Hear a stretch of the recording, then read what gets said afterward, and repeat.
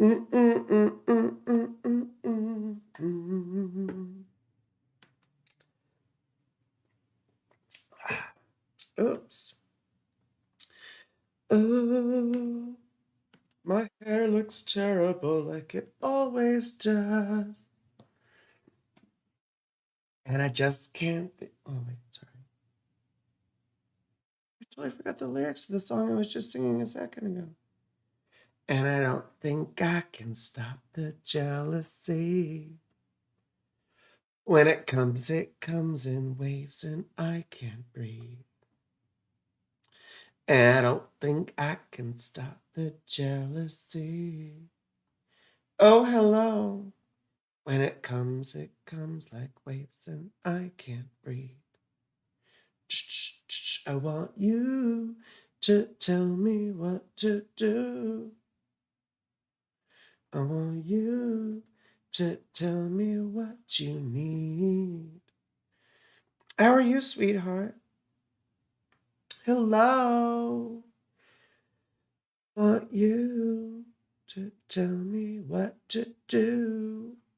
I'll start a new window here so we can see the chat. But don't leave. I just can't get enough. I just can't get enough. Excuse me. And we'll put the chat here.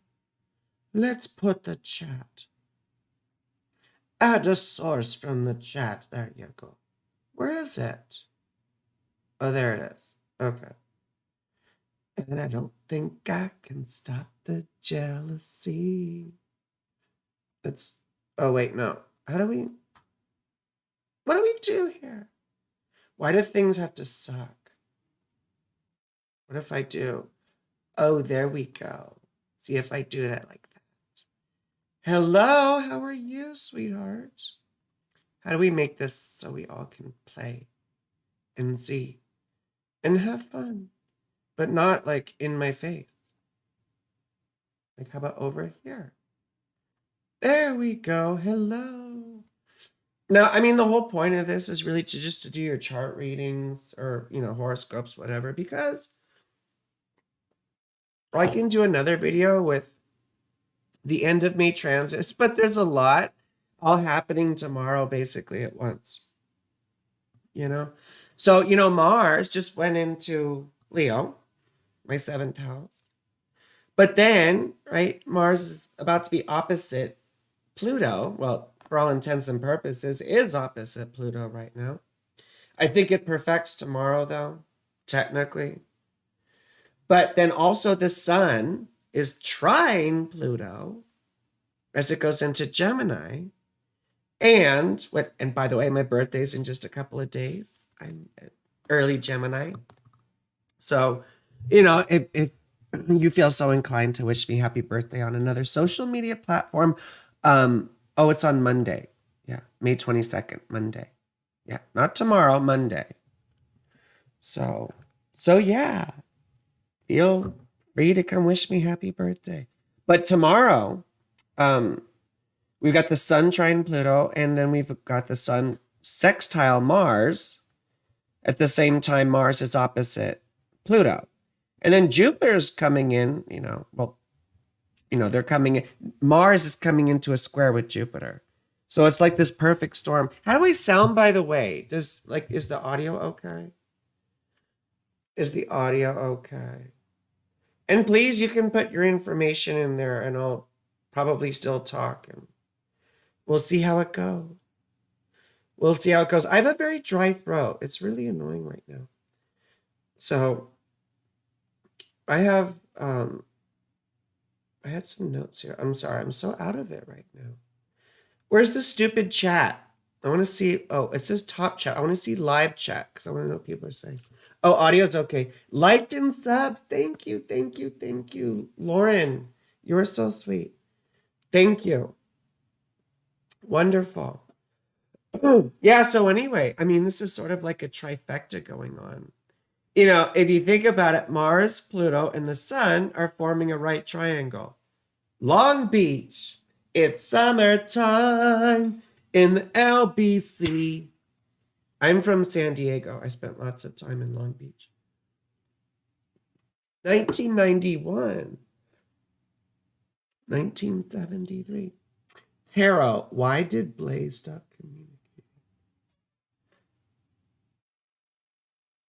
communicating?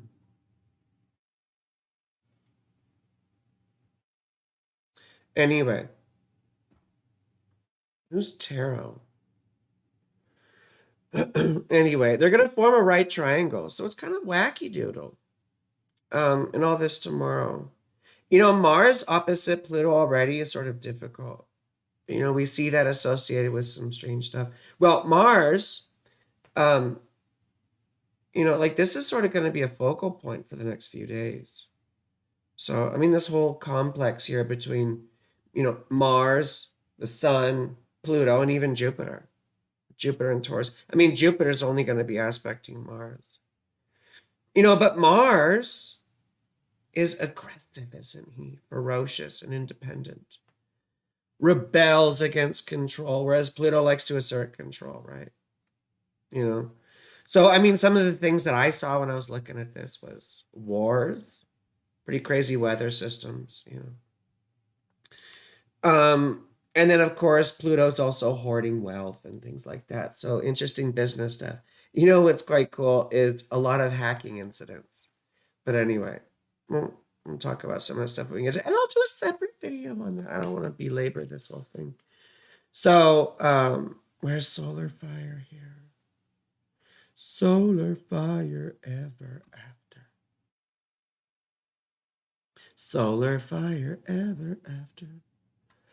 Excuse me. My voice is terrible. What the hell is wrong? So, loyal to Lauren. Loyal to Lauren. I'll put it in here as Lauren. 11, 27, 91. And 1:30 a.m. And it's summertime in LBC. And I gotta go back to this thing. And I gotta switch out the window. I got to switch the window. To the window. To the wall. To the wall. Till I change this screen capture. I don't want to say the lyrics there. Because I'll get in trouble. Is it this one? What the fuck is your chart, dude? Where's the goddamn chart? Where's the goddamn chart? Answer the question, Claire. Answer the question. Answer the question, Claire. Okay. No one probably remembers. Oh, God. This person again. Why do you just have to come in here?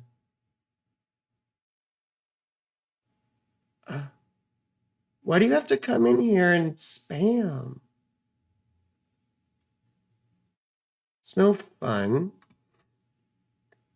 Spamming is no fun. Oh my gosh. Spamming is no fun. How do we get rid of this spamming? Spammy, spammy, spammy. Well.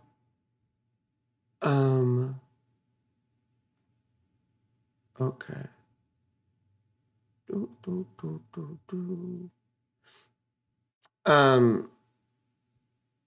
do I don't even, whatever. There we go.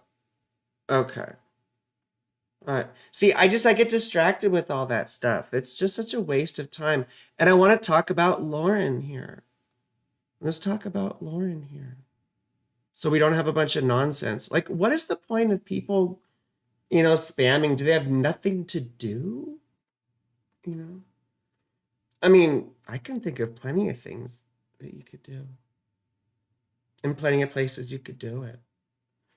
So, anyway, now I lost my train of thought. Let's go back to chart here. So this is Lauren's chart. Can everyone see Lauren's chart? Did I get all your information correct, Lauren?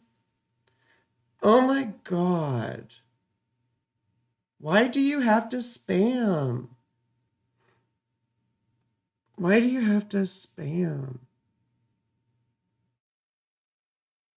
Is this like taro chips? Mhm.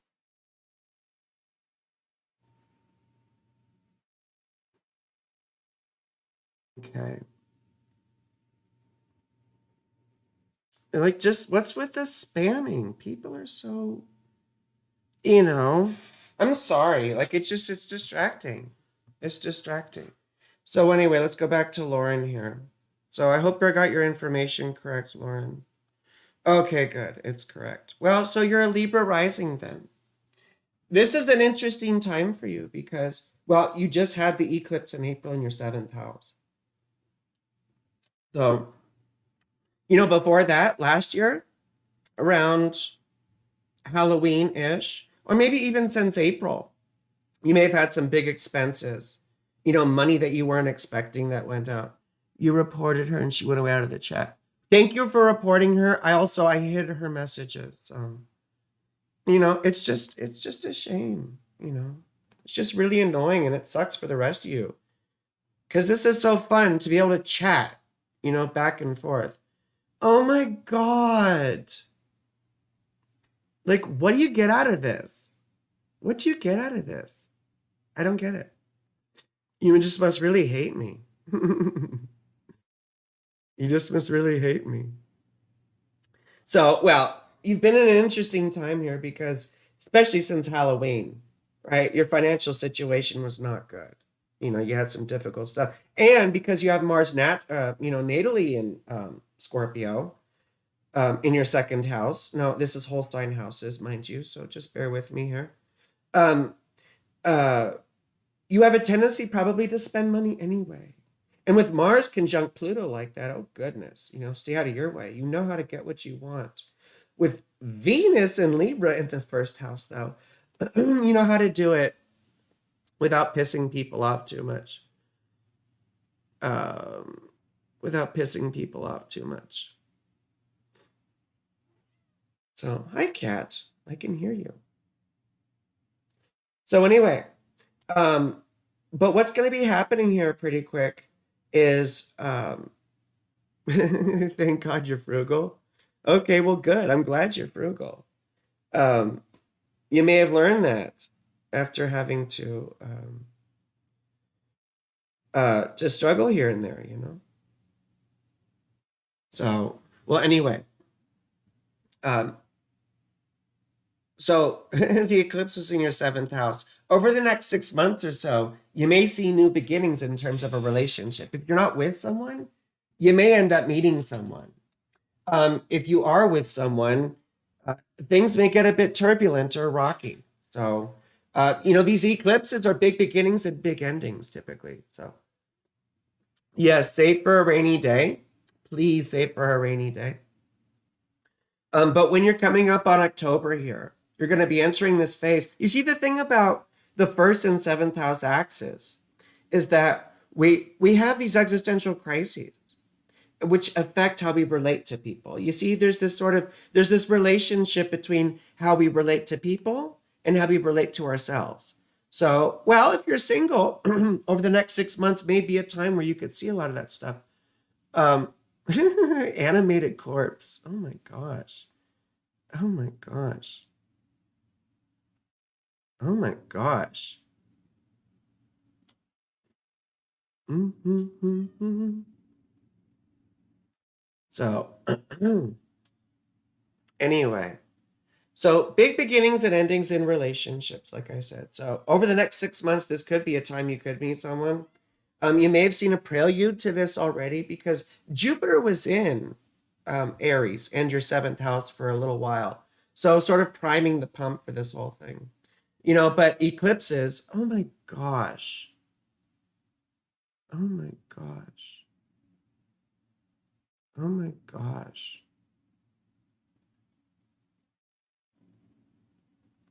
Uh,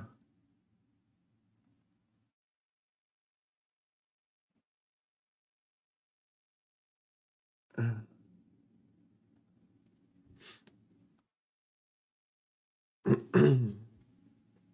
So, man, it's the same distracting shit. Yeah, thank God you're frugal too. I want to get to other people's shit, but this person keeps on cramping her style. So I wonder what they get from it. I really wonder what they get from it. Or I wonder if it's an ex-partner who's just really upset. You know? So it could be that too. Um, so heading into October here, October 15th, you're gonna have the eclipse, the solar eclipse in your first house. This sort of marks a time when you start asking the questions about yourself. We get challenged on our sensations or our feelings or ideas about ourselves. So it can be a challenging time. Oftentimes, relationships, particularly new relationships, challenge our feelings and ideas about ourselves. So we'll see these things coincide a little bit. Um, because last time your finances were definitely highlighted over like 2022. So just be aware of that. And then Mars just entered your 11th house. So you're going to want to watch your mouth with friends, you know. You're going to have maybe a bit of a quarrelsome attitude in general.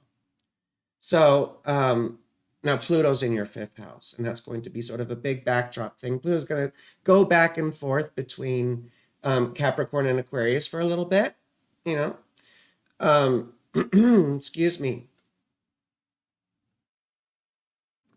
Oh my gosh.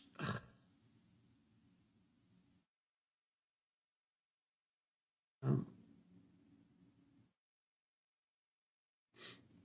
okay. So anyway, um, like there's so many idiots in the chat. Like, do you have nothing better to do? Like nothing better to do?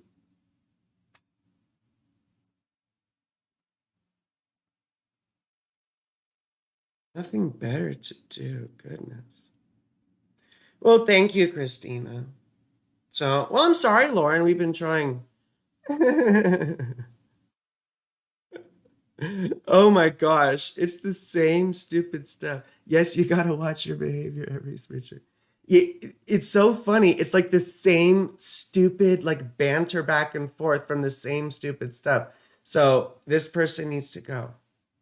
That person needs to go. Commenter man, whoever you are, you're gone. So people just want to ruin everyone's fun. Use your intuition more. Well, I don't know about that necessarily. It's always good for us to question ourselves. But this is definitely an agitating time in general. When Mars goes into Leo, we're going to have a tendency in your Leo moon also. We have a tendency to overassert ourselves. And we may say things we wouldn't normally say. And we think we're sort of, asserting our independence and our interests and stuff, which is fine, but we can go overboard. We'll have a lot of zeal when it comes to it.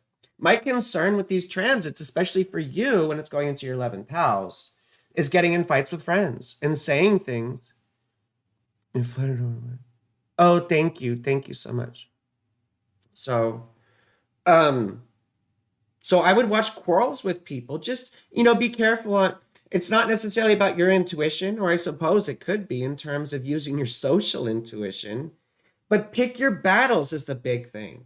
You have Chiron in the 11th house natally too, so that typically means that growing up you were left out. I often say it's like the last person picked for dodgeball. So you know what that's like anyway. So you probably have a close, trusted inner circle, enough as it is. So you probably rely on that circle. So you don't want to alienate yourself because you get momentarily upset. I don't mean don't stand up for yourself. Be honest and be direct, but also be respectful. So love yourself, Mir. Yeah. Well, so anyway, so October and on is going to be an exciting 6 months for you from October until the following from October to the following uh March or so, or April. So excuse me. Um Jupiter just went into your eighth house, right? So Jupiter's in your eighth house, Mars in your 11th, and then we've got the sun um approaching your ninth there. So um Jupiter going through the eighth house, um he can help us clean up some dirty situations. If you accrued debt or got into debt, he can help us pick out some of that, or write stuff down or pay things off. We start to see a little bit of light at the end of the tunnel of accruing debt. So, also things that could facing our fears and overcoming things often happens with Jupiter in the eighth house. The eighth house is our fear. We also do see. Oh my goodness.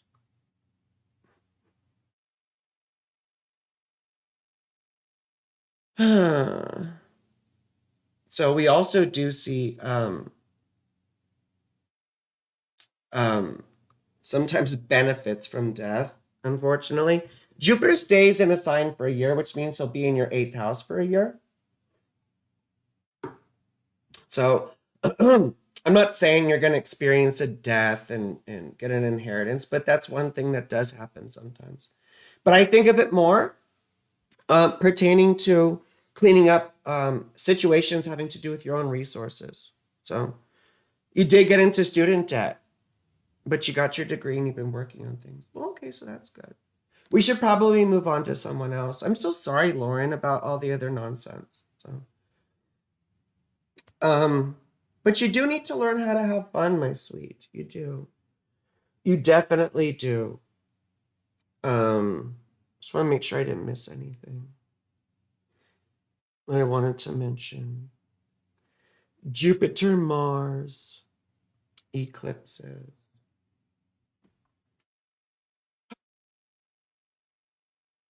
Any other interesting stuff? That Pluto Mars thing is really interesting, though. Excuse me. When I see Pluto conjunct Mars, oh, you do have inheritance. When I see Pluto conjunct Mars, I think of, through the looking glass, the walrus and the carpenter, and how the walrus just devours the oysters, for those of you who remember that, you know? So you definitely have a lot of energy. And you probably have a bit of a compelling personality, and you piss off people around you. Like, people are like, who the fuck is she? But when you have Pluto conjunct Mars, it's like the she-wolf thing. Sagittarians are fun. Your sun is opposite my sun and Mars. So most of the women I've dated have been Sagittarians or Leos. I think. I think one more Sag than Leos. Oh, excuse me. But let's go to the next person. Let's go to the next one. Oh, excuse me. Do do do. Oh, we've got our friend from Baghdad, Iraq. Oshima. From 8/13/73. And it's 1:15 a.m. And it's Baghdad, Iraq. I have a soft spot for Iraq and a special place in my heart for Iraq because it's where ancient Mesopotamia is. It's where Eridu is. It's where Uruk is. Actually, the name Iraq, my understanding etymologically comes from Uruk. Uruk, the ancient city dedicated to my mama Inanna, the ancient Mesopotamian city, one of the oldest sites in the world. And Babylon, right? Iraq has amazing, amazing wonders in it too. So, well, thank you, Lauren. Well, I'm sure if we met, we'd hit it off because Gemini and Sag are like peas and carrots. I'm just sorry that we got interrupted so much. Well, so Shaima, I hope you're still here, Shaima. Do we see Shaima's chart? Do we see Shaima's chart? I have to change the screen capture here. Shaima, do. Wait, where's Shaima's chart? There we go.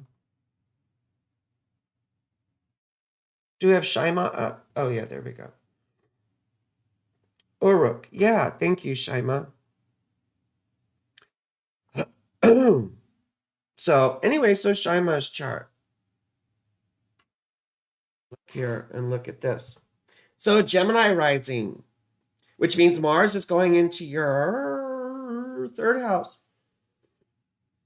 So, if you have any siblings, which I bet you do with a third house sun and Mercury, you may have quarrels with them over the next month or so. You love Inanna. I know, she's my mama. I do devotion to her. You know, she's the patron goddess in I'm saying this for me, of trans people, because she was said to have the power to do that. But anyway, so for Gemini rising, Mars is going to be, probably stimulating some conflicts or fights between you and extended family. It could be aunts, uncles, cousins, and also brothers and sisters or siblings. So just watch out with that. And then also watch out when you're driving, because road rage can be terrible with this sort of thing. You never know who's more crazy than you on the road. You have to be careful, right? So, there's a tendency towards sort of violent speech and things like that. So those can get us into trouble. Be careful with that. Jupiter has gone into your 12th house and is actually conjunct your Mars. It's been hard years. Well, I'm sure. Well, in 2021, you went through your crazy existential crisis, and maybe you had a big breakup. You went through some crazy stuff in June of 2021, I'm pretty sure. And then in December, you may have had a big breakup or something, perhaps. And then last year, you may have felt like you were exiled, for 2022. Now, especially since Halloween, right, that eclipse, I would say that, physical health issues may have come under focus, or people may have come out of the woodwork challenging you, causing problems for you, hecklers, enemies, things like that. But the other thing that happens with this too is, I hate to say it, but things happen to our pets with the sixth house thing.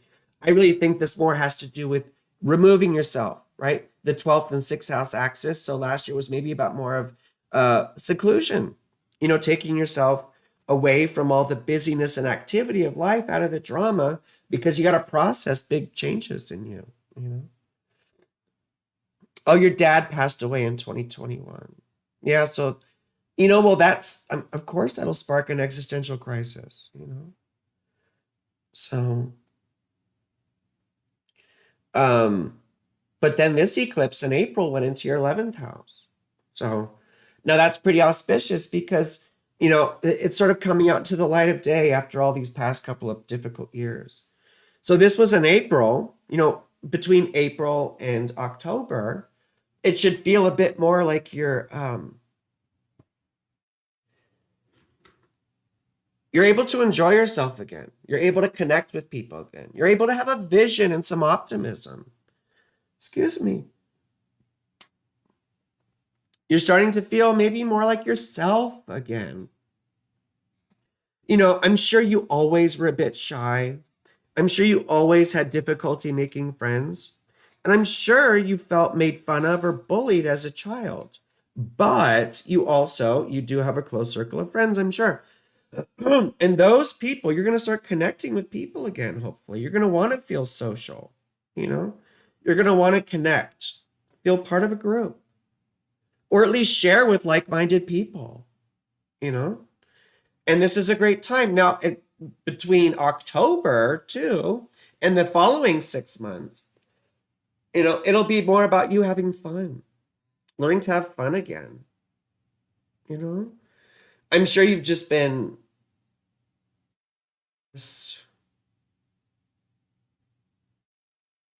I'm sure you've just been so like stuck in a rut, isolated, right? Isolated.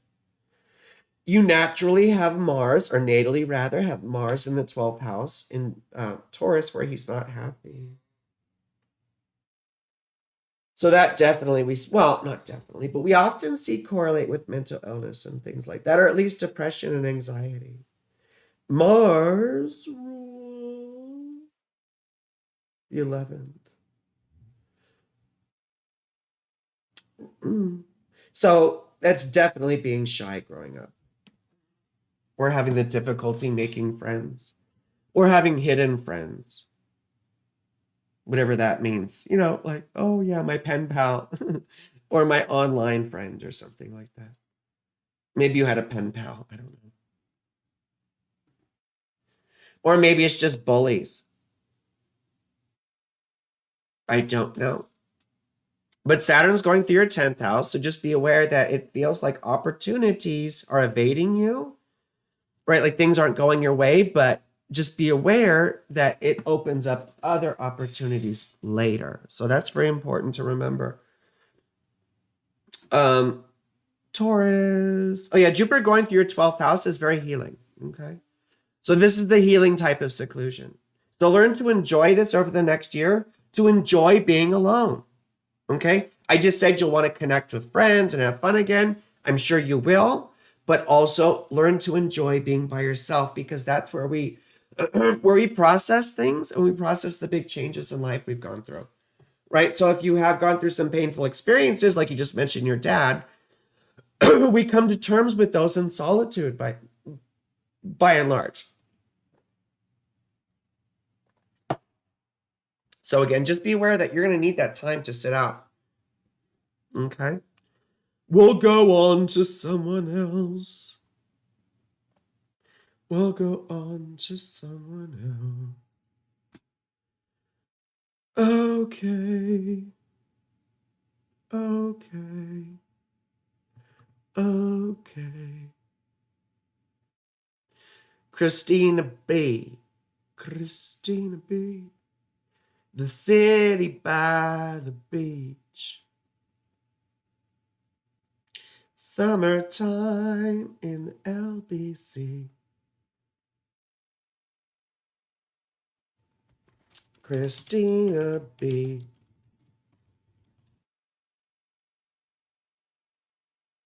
Oh 9/26/81. 1:04 p.m. Panorama City, Los Angeles. Los Angeles. Can we see Christina's chart? Oh, yes, we can. Love you too, Shaima. You do have some good stuff going on, okay? But just learn to enjoy the solitude a little bit. It's not bad. My hair is bad. The solitude's not. So, excuse me. My goddamn throat. Wait, why did I just do that? I didn't mean to do that. What the fuck just happened? The fuck was this? Why does this all change? No. God damn it. Sometimes I hate stuff and things. Okay, so anyway. Ooh, Sagittarius rising. I love Sagittarius. I love Sagittarius. Okay. Oh, so much fun. Well, You're having your Mars return, darling. You're already a Mars Leo person in the ninth house. Well, so I imagine you had a difficult experience of religion growing up, or um, maybe you had a religious school, or one of your family members or someone upset you with the religiosity. Or perhaps you're a bit enthusiastic about what you believe. You might be a bit zealous sometimes when it comes to things. But Mars going through your ninth house, avoid the religious and political debates because you will likely piss people off and you will be, an ideological tyrant. I mean, I am too. I know how it is. But sometimes these debates can cause more harm than good. And we oftentimes want to defend our view because we identify with it. That's us, right? And we just have to be quite careful that these things don't come back to bite us in the ass, you see? Pardon me. So, oh, and when Gemini season happens for you, when the sun goes through Gemini, he goes through your seventh house. So this might be a time of, you know, lovey-dovey things. I mean, you might be one of those people that, they meet people in the spring. For me, it's always in the summer, in Leo signs, because Leo seventh house. It doesn't always work out like this for everyone, but it's just sort of interesting to me that I do often see that. So maybe you're the type of person that, oh, I always meet my special people in June. Or, I always end up getting lucky in June. I don't know what it, but in June, in bloom, the flower. Excuse me. So anyway, well, that might be a thing for you. And Jupiter is in your sixth house. So another unfun house. But you see, when Jupiter goes through our sixth house, we tend to get our lives in order, don't we? We tend to settle in on a routine. And I don't mean like in a bad way. I mean, we get our affairs in order. We start taking responsibility for our situation. When I say a routine, I mean being consistent, right? Consistency is very important because, us mutable people, I'm a Gemini sun, us mutable people, we have a hard time finishing things and sustaining efforts. So it's very good when, Jupiter goes through number one, Taurus, which sustains efforts, but number two, our sixth house, which is usually injuries and illnesses and, slavery and all these unfun things. But Jupiter, a very lovely planet, going through there helps us to clean that stuff up and put all that bullshit in order. Sometimes we start a new health routine or nutrition. I hate using the words diet and those kinds of shit because, it just all kinds of connotations about control and stuff like that. I mean, nutrition, taking care of your nutrition. These are all sixth house kinds of things, you see. Settling differences with enemies. Remember, Jupiter's staying here for a while, so this is reprogramming your life a little bit. It's reprogramming your daily grind.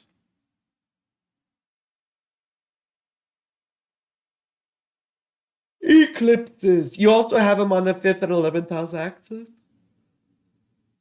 So I was making fun of the Sages that for my Sag rising girls, make sure you're using protection if you don't want to have a kid. So wait, what did I miss? Oh, I put tarot because I wanted tarot read from you.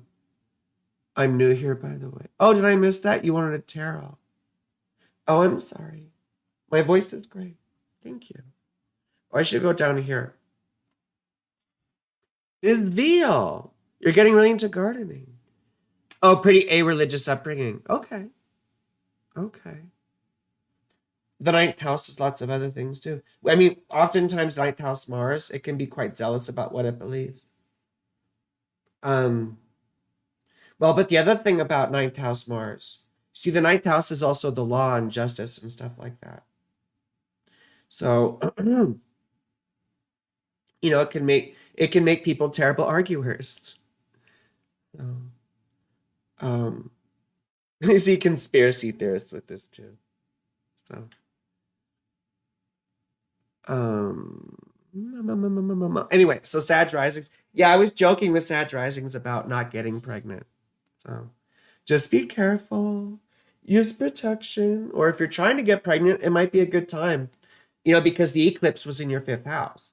So over the next 6 months or so would be probably a good time to try and get pregnant. Or maybe you're having your child around this time. I don't know. It's also a time to have fun, right?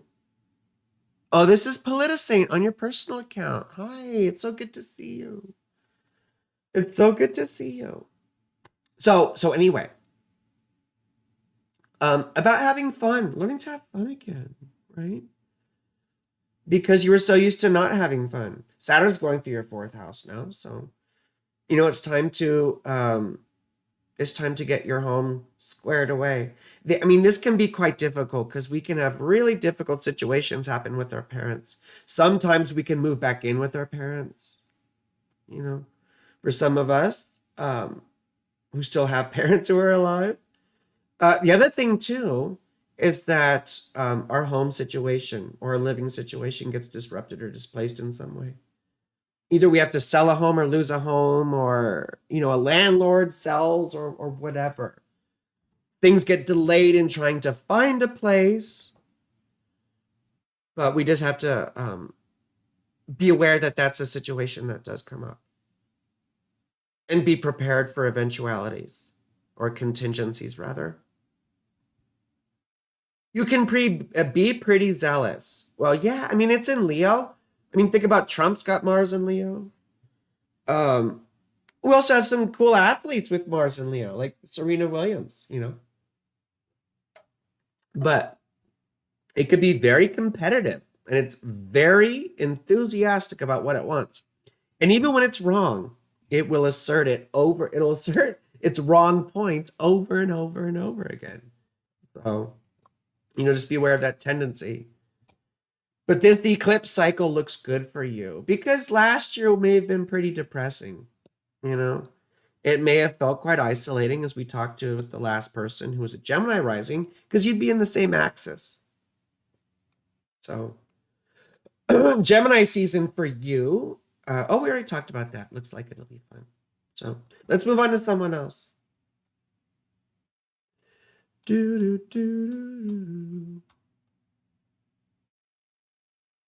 Oh, and Lauren mentioned tarot. So let's pull a card for Lauren, because she's new here. I need to start going live more again. It's just, Ace of Wands. So, Lauren, you got some fuerza behind you. Some force, some power, some fuerza. Ooh, and look what I pulled for myself, the Lovers. Too bad you're not closer. I'm kidding. Got enough going on here. So anyway, so the Ace of Wands, though, it's a very powerful card. So just be aware. Be aware that your confidence can be very useful, and that you can use your abundance of energy for powerful things. You may have a tendency. We all want to be assertive right now while Mars is in Leo, of course. Some of us more than others, depending on the house placement. But for you, especially getting the Ace of Wands. So asserting your own interests is important, but learn to enjoy yourself and have fun. You're not a mean person. Don't go around trying to bully people. It's about having fun and enjoying yourself, and being spontaneous and confident. And confident doesn't come from mistreating people. Confidence comes from things that you do well and knowing that you can do a good job. So anyway, let's look for who's next here. We talked about Christina. Who's ZRE Music? Music makes me feel so good. Excuse me.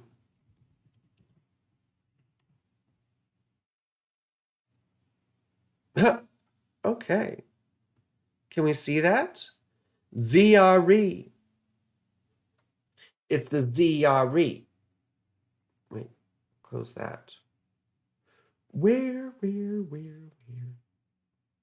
Okay. Oh, Pisces rising for ZRE.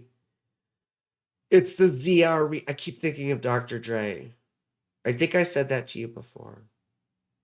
But anyway, Pisces rising. So Saturn's going through your first house. I think I've probably talked to you about that before, but this is a protracted existential crisis, right? Whereas, it's just a 6-month thing when it comes to the solar eclipse in the first house. When Saturn's going through your first house, it's like a 3-year ordeal, right? Our appearance changes, our sense of self changes. We start feeling older. We start contemplating death and mortality. We might take on a more morose or gloomy or, gothy sort of aesthetic, you see. What else?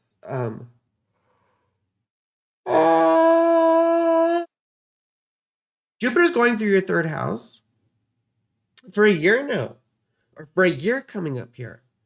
You see, in the third house, like I said before, it's our extended family, aunts, uncles, cousins. It's also our siblings. It's also our community, our immediate environment, our neighborhoods, our errands, the media we consume, education. But the community thing in our immediate environment to me is really the important bit. So when Jupiter goes through here, oftentimes we get more involved with our communities. We make friends in our communities. This is a benevolent thing. So this is over a year. You might see yourself wanting, right, to connect with people in your local area. This typically has to do with local things, farmers markets and, I don't know, local stuff, local events, local politics, mayor's race, city council, but it's Jupiter and it's a year-long thing. So this is sort of right? This isn't a quick one event sort of bit. This is, sort of a reprogramming, right? Like Jupiter going through a house in our life, it's sort of reprogramming that sector of our life. So this is your relationship to your community somehow. Like I said, it could be siblings or extended family as well. But if you're in school, you could see yourself finishing up, doing pretty well on exams and things like that. You could also see yourself undertaking speaking and writing projects. When this happened for me, I was creating lots of content, right? So just be aware of that. And you have Mars retrograde in Libra. Goodness gracious. In the 8th house. Excuse me.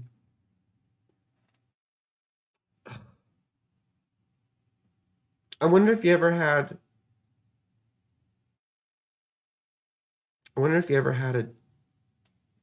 a death, someone close to you that was really tragic and sad. Someone close to you that was really tragic and sad. Maybe. I hope not. I hope not. I hope not. I hope not. I just see that unhappy Mars retrograde.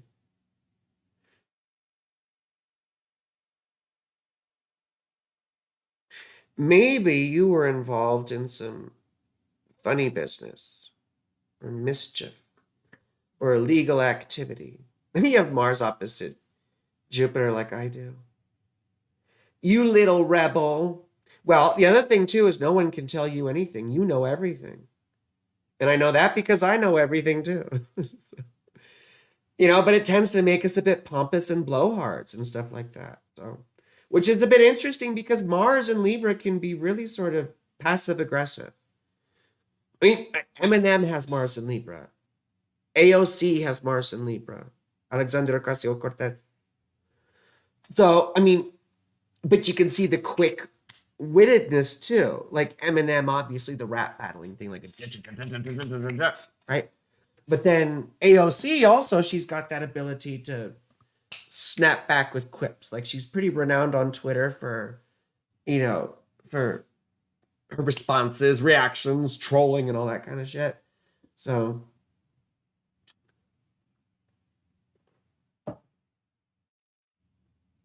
excuse me. But you see the eclipse axis now is in your second, eighth house thing. So the one you just had was in your second house of money, finances, all that fun bit. So, you naturally have Jupiter in the second house, which typically means that money's not a big, not too bad. Although the condition of your Mars isn't good, and Mars does rule your second house. I'm going to try a little technique really quick.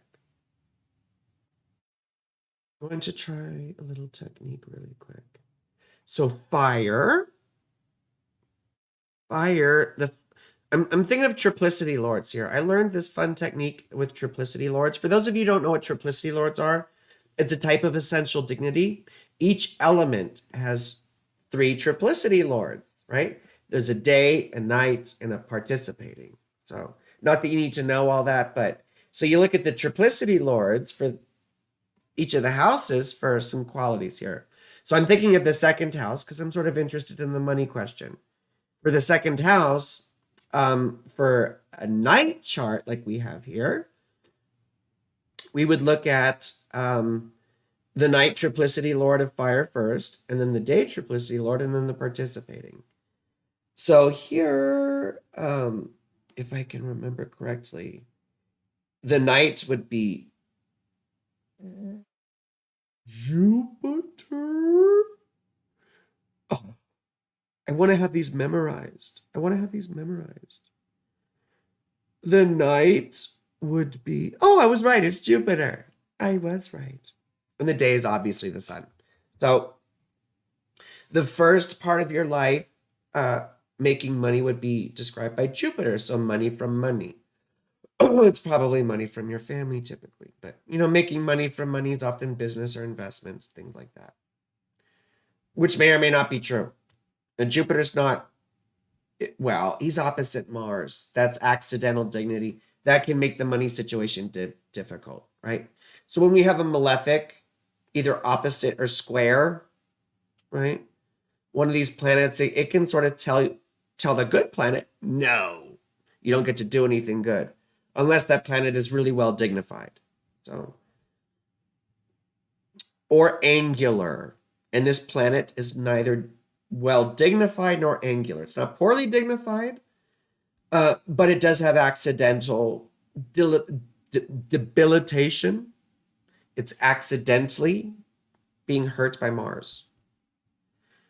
So, but we don't want to explain all that stuff here. Now, so for the second phase of life, that would be the sun. The sun, on the other hand, is angular, right? Excuse me. The sun is not poorly dignified. The sun's in Gemini and angular. So it's basically saying yes to whatever this is. So I'd expect the money situation to be better in the second part of life. And then the participating ruler is Saturn, which you have in the third house. In Taurus, he's not poorly dignified. He's not happy, but he's not sad either. So, and the third house could be, making money from either, teaching or speaking, writing. Journalism is a very third house thing. Reporting, content creating, things like that. Whereas the fourth house is usually stuff to do with like real estate, home. Anyway, this may or may not work. It works for me, but so. Yes, that's the vibe. You might write for a local paper. Adult work. You'd love to know all that. Look at another house system. You have it. I do whole sign houses, darling. I only play with quadrant house systems to determine angularity. I will use Alcabitius for this technique I was just talking about. But, I just have to look for angularity for that, really. Because angularity is one of the more important things and all that. If Saturn's in your second, then you probably would have grown up poor. If Saturn's in your second, you probably would have grown up poor.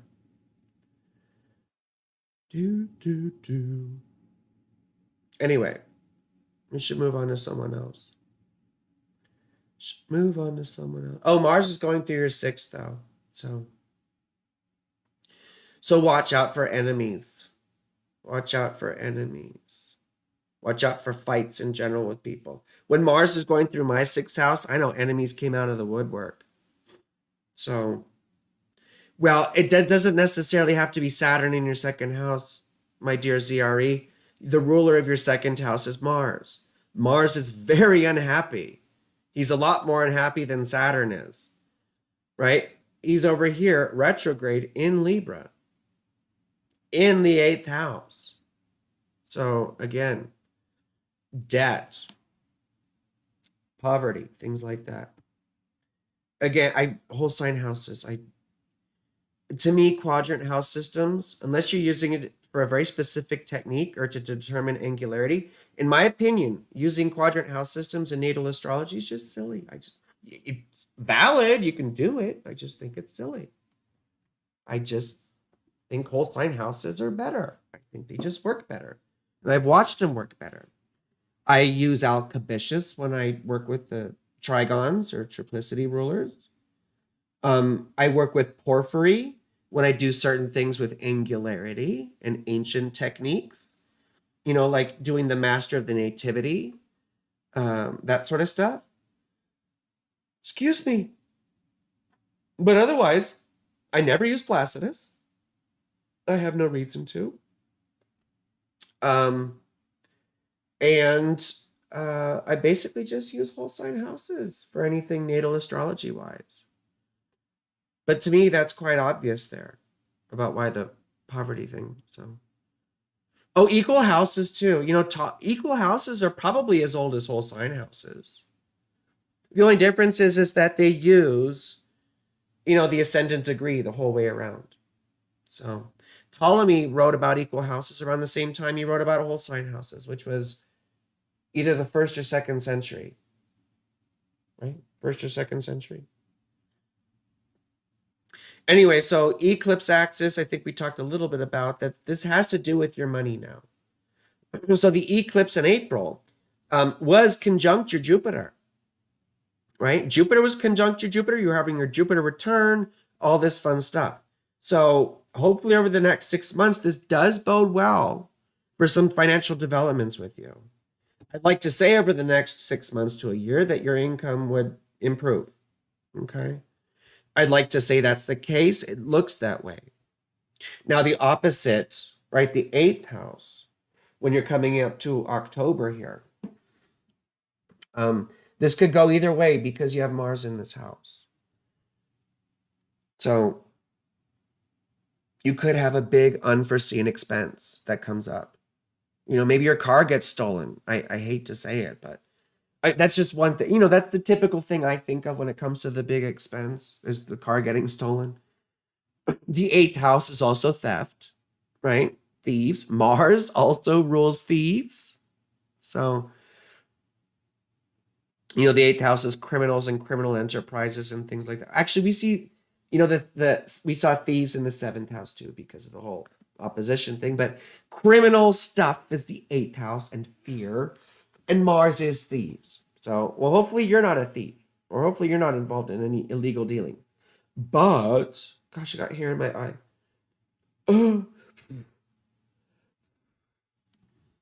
But, I swear to God, like, torture, a good torture technique would just be like putting hair in someone's mascara. It's an awful, awful thing to do. Courtney, don't forget about you. I haven't forget about you. I'm just trying to go, Clara. Oh, Tim's here. Hi, sweetheart. Hi, darling. My voice sounds terrible right now. Ugh. I got shit in my eye.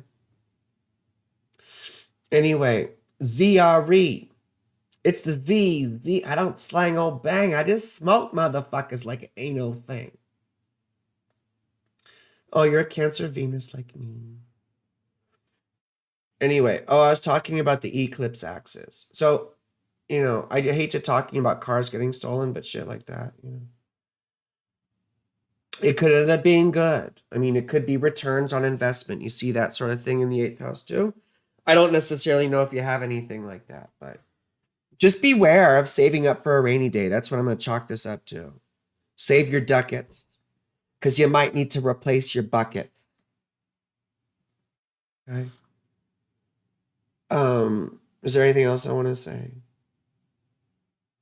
Summertime in the LBC.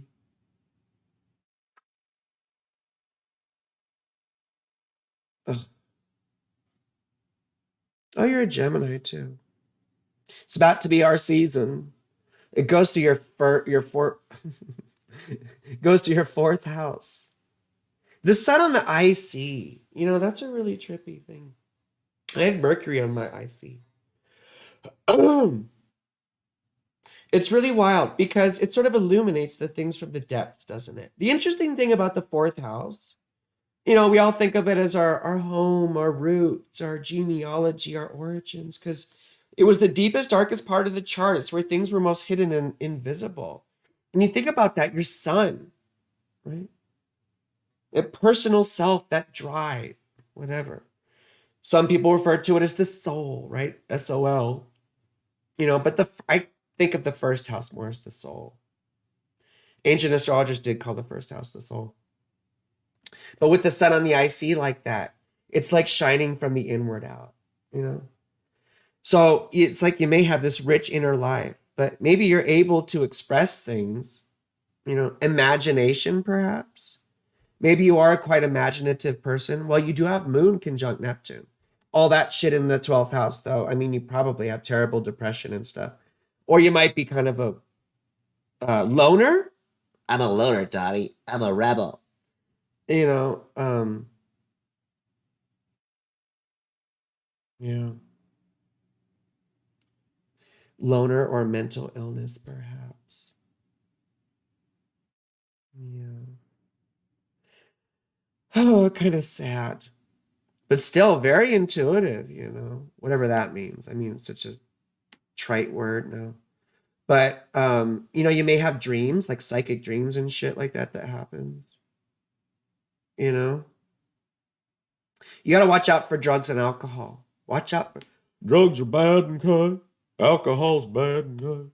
I mean everything in moderation, but you probably have a tendency to push it. So just be careful. And Pluto Moon thing. It's a sextile, but still it can be rough. Mom could have been pretty fucked up or something. It's oftentimes like a controlling or domineering mother. Anyway, but Sun on the IC, right? Like I said, the fourth house was also in Vedic astrology, or at least I'm given to understand what I've been told, is that the fourth house had to do with liberation or moksha. So this is kind of like a spiritual thing. You think of someone who's, following gurus and that sort of stuff, who's sort of investigating the depths of things. I wonder if you're interested in history. You might be very interested in history. And maybe a spiritual type person. Spiritual, but everything's spiritual and everything's political. You may have had a sense of intellectual inferiority growing up, with that Saturn shit. Other people are smarter, you don't want to speak up. Or maybe something took you out of elementary school growing up. When I think of Saturn in the third house, I think of the Matrix. Neo is like, how about I give you the finger and you give me my phone call?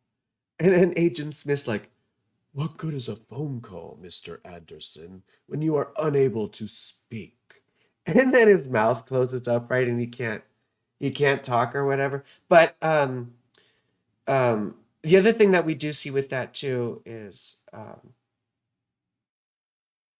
um, sorry, I lost my train of thought. Like I said, it's that sense of isolation because you feel like other people are smarter, you know? Oh, we do see learning disabilities and shit like that happen. We do see speech impediments and yada yada. I do, and I have seen ASD, autism spectrum disorder, in the third, in the 12th, and in the sixth house at different times with people. So just be aware of that. Let's move on to someone else. I shouldn't hang too long on people's charts because then I have to do a video after this. I do have to do a video after this. Tim, you've been introducing yourself to normies as a Scorpio, then saying you were born in March, so that they're like, wait, what? Wait, how important? Oh, well, yeah, yeah. That was a perfect Garrison impression. That's so funny. Well, I like my Hank Hill. I'll tell you what, that boy ain't right. God damn it, Bobby. It's like you got a problem with concentration. Sorry. Anyway, okay, well, so Courtney, where's your shit? Courtney. Courtney. Courtney. Courtney. Where's your stuff, Courtney? Courtney. Oh, there you are, Courtney. Okay, cool. Yeah, I found you. Courtney. Courtney. Oh, wait, have I done your chart before? Do I have yours? Maybe somewhere. Pluto Mars transit, January 20th, 1998. 1998. I feel so old. I feel so old. Stop texting me. Stop texting me. Stop texting me. Okay, Courtney. 12:42. 12:42 a.m. Where are you? And it's Freeport, Illinois. Illinois. I got family in Chicago. Excuse me. Can we see Courtney's chart? Can we see Courtney's chart?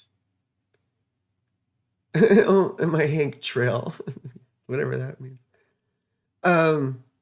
Wait, I messed up some shit here.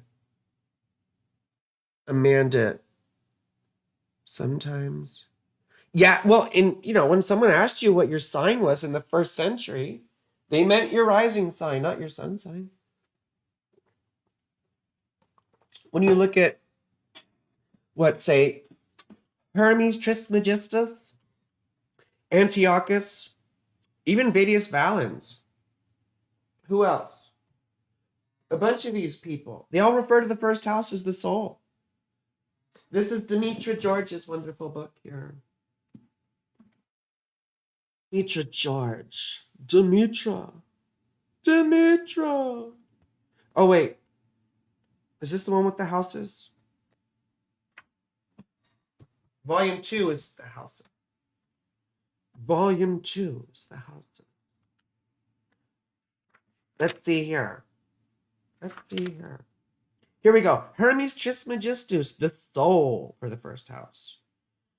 Antiochus of Athens, the soul. Valens, the soul. Paulus of Alexandria, the giver of life and breath. Firmicus Maternus, life and spirit. Rhetorius, life, breath, and spirit. Alberuni, soul. Anyway, I could go on and on and on. Amanda Tucker. Oh, wait, we're looking at Courtney here. Courtney. If it helps, you feel old. No, that doesn't help, Courtney. That doesn't help when you were born in 1998, my darling. Hank Trill is a rapper who raps in a Hank Hill impression. It will change my life. Oh my God. Jeezy, crazy. I guess I have to watch that. I just found out about this guy who raps the news, which is really good. I forget his name, but he's really good too. I just feel so old. I'm a Saturn girl. I was born old. So anyway, so you went through a big existential crisis in 2022. You may have gone through a big breakup, but you definitely started questioning yourself and all these, why me things, which is interesting because you have a tendency, I think, I'm not going to tell you who you are because that's not fair to do to people. And I don't believe in that. But you probably have a tendency to try and seek your value through other people. Like, give me a gold star, daddy, please. Please, please, please. Oh, God, that Saturn is unhappy, isn't he? Saturn is really unhappy. So you probably did not have a nice father. You probably did not have a nice father. Courtney, daddy issues. See, Mars is in the fourth house, Jupiter's in the fourth house, and the fourth house ruler is Saturn. Oh, excuse me. Oh, and you've got a night chart here. So Saturn's especially unhappy. And can I remember the triplicity lords for air? It's Mercury for night, right? So your dad may be symbolized by Mercury in Capricorn in the third house. I don't know if that works out or not. Maybe he was a hard ass. Maybe he was a workaholic. Maybe he was never around. Maybe he had chronic illness. I don't know. Courtney? Amanda Tucker, lots of Capricorn Courtney. Oh, yeah. I mean, yeah. Oh, yeah. And all in the third house. Mm-hmm. So, but anyway, so the past year may have been a difficult year. Now you're coming into, you see, like I said, with the eclipse cycle here, this is my own sort of 2 cents with all the thing, but the first and seventh house axis, eclipse axis year for solar eclipses, right, brings that the breakups and, the who am I nonsense, right? We go through big changes and we oftentimes have traumatic events that correlate with those. And then when it goes into the 6th and 12th house axis, and you may have to deal with health challenges, you may have to deal with, people trying to fuck with your situation, enemies and stuff like that. But oftentimes it's also part of this bigger cycle where we have to go into some sort of healing seclusion. This eclipse had Jupiter going on here. So on the contrary, your father and you have a great bond. You have mommy issues. Okay. Workaholic for sure. Was dad a workaholic or was mom a workaholic? Oh, okay. Well, there you go. Yeah, so dad was a workaholic. The fourth house ruler in the sixth house. So it wasn't that he was not a nice guy with Mars being, or with Saturn being unhappy, but that you didn't get to see him very much. Yes, last year was horrible. Well, so this year is all about taking a step back, you see. This is about going into your cave, your healing cave. It's about spinning your cocoon, right? Because you need to go and lick your wounds and heal and process things. You've just been through some big changes, right? And we have to, when I say process things, it's not like you dwell on them. It's like you have to let yourself fall to pieces and cry and be emotional and, and do all this stuff alone. Sometimes it helps the extrovert types like me. I think you're probably an introvert type because you have all this stuff in the northern hemisphere.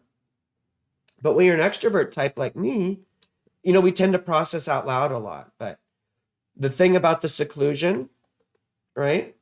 There's certain things that you can't communicate, right? And you just feel, and you have to let yourself feel them rather than doing the la la la la la la la thing. So, right, this is going to be a year of healing, and I know that sounds new agey bullshit, but it's what happens after pain and suffering, right? You get hurt, and then you have to heal. So, oh, well, there you go. There you go. You felt that. So now Mars is going through your 10th house. So just watch it at work. Okay. Watch getting in fights with bosses. I mean, this could also be, or a Scorpio in your chart. Well, you have your Scorpio rising, so Mars going through your 10th house for you can also be auspicious in a way. I mean, you have a night chart, so Mars is a little bit nicer to you also. But I mean, you could see opportunities arise at work. I'm just telling you to pick your battles. You may get your hair up your butt when it comes to a boss. Like he doesn't know what the hell he's talking about, or she's just full of crap. You know, you got to be careful with that because you might end up ruining or hurting your own opportunities because of being a bit brash or rash in your speech or saying things without thinking. So just be careful of that because on the one hand, you could see opportunities. On the other hand, you could get in fights with your boss, which could end up interrupting opportunities. So just, learn to be a little diplomatic, learn to be, or just, you're a Libra moon like I am. So diplomatic's written into your DNA.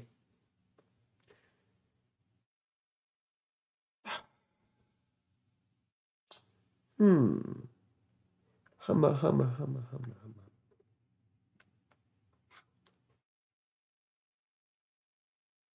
Huh. I don't know. I don't know. I don't know. I'd expect you. I'd expect you to have a job or something involved with communication or education. I'd expect you to be a pretty good speaker. Or I'd expect you to be a good writer, maybe journalist, maybe researcher. I don't know. I don't know. I don't know. You actually don't work. You stay at home, but you're a full-time student. Stay-at-home mom, but full-time. Well, there you go. Education. Should I be worried about Mars opposite Pluto conjunct your Sun and Neptune? Mars opposite Pluto. In general, I mean, it's going to be opposite Pluto for everybody. Mars opposite Pluto is going to make everyone a bit more on edge.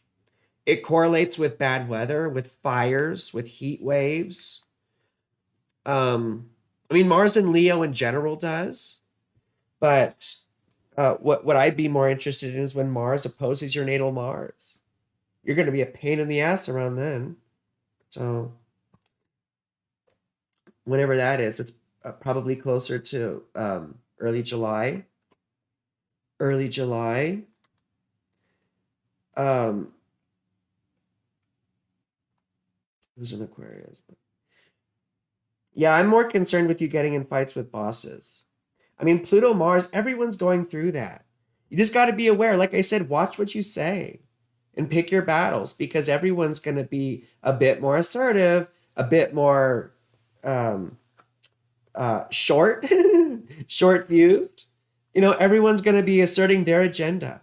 Once Mars goes into Leo, everyone's competing with each other. Competition is sort of the underlying current. So, yeah, I'm a Libra moon too. So, conjunct Pluto. Wait, what?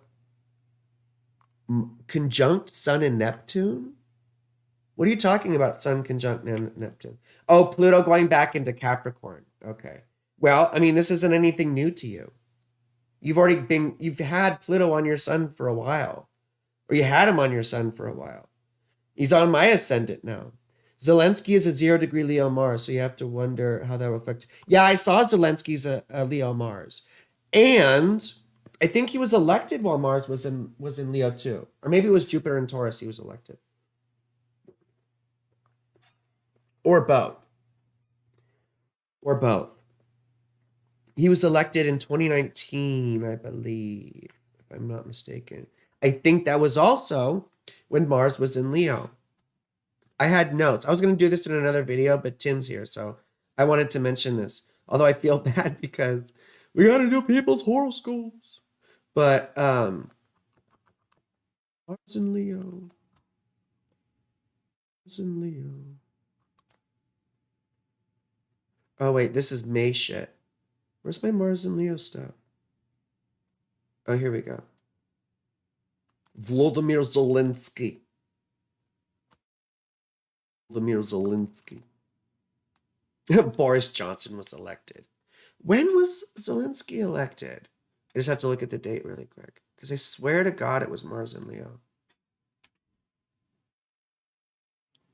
Yeah, Mars was in Leo. Yeah, exactly. June and July of 2019. When was Zelensky elected? When was he fucking elected? Not when was he born? God damn it. I don't think it was. Okay, so it was April. It was April. It wasn't June. So he hadn't gotten in there yet. But I think it was Jupiter and Taurus. So when was it? 2019. Oh, it was July 2nd to August 19th of 2019.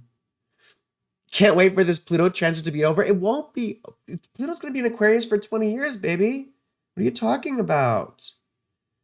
He's going to, well, I guess when in terms of your sun, yeah, that won't be too long. So Pluto, I think, goes back in October into Aquarius, if I'm not mistaken. But you know, when Pluto is on your sun like that, it smashes you. It smashes who you think you are. It smashes your personality. It smashes your aspirations in life. It smashes the direction you're going in, right? Oh, he assumed office May 2019. Yeah, but still, Mars didn't go into Leo until July of 2019. According to the ephemeris, according to my ephemeris, it was July 2nd through August 19th. No, oh yeah, when he was elected, when he assumed office. No, I know. It just Mars wasn't in Leo at that time. Mars wasn't in Leo at that time. But anyway, I totally lost my train of thought. So we'll get back to it. So Mars and Leo for you. It'll be conjuncture midheaven too. So that's pretty wacky. That's pretty wackadoodle. You have Uranus on your IC. Excuse me. An unusual past. Or maybe genealogy that's obscured somehow. Not sure where you came from. Dropped off by aliens on a doorstep. You know. Right. It was actually 5/20/2019. What was actually 5/20/2019? What was actually 5/20/2019? Do I need to get my ephemeris? Do I need to get my ephemeris?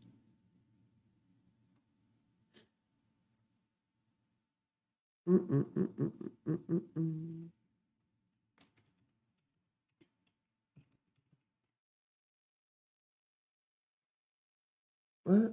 Come on. Oh, won't let me change it.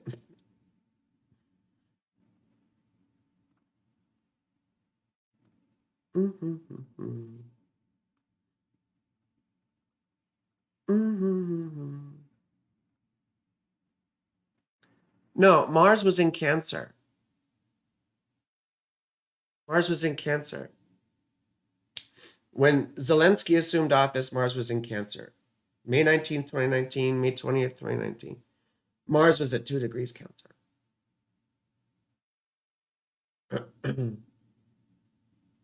Oh, Courtney. Sorry, Courtney. Anyway, Mars will be conjunction midheaven at some point, and that could be auspicious, but still, I would watch schisms and conflicts and stuff with bosses. Stuff at work like that, okay? What else? We already talked about your secluding time. What else? Jupiter's going through your 7th house. So this could be a fun transit for you over the next year. So it could be a time you meet someone new. Or where you sort of, oh God. Or where you sort of reestablish a new relationship, you know?